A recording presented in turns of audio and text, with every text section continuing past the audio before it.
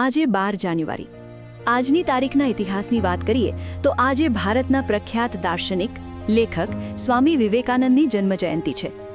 વર્ષ 1863માં આજના દિવસે વર્ષ કલકત્તામાં તેમનો જન્મ થયો હતો.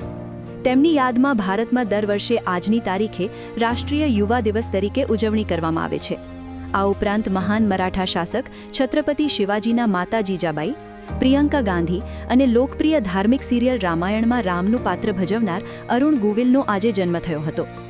12 જાન્યુઆરી 1934માં ભારતના સ્વાતંત્ર્ય સંગ્રામના મહાન ક્રાંતિકારી સૂર્ય સેનને ચટગાંવમાં ફાંસી આપવામાં આવી હતી.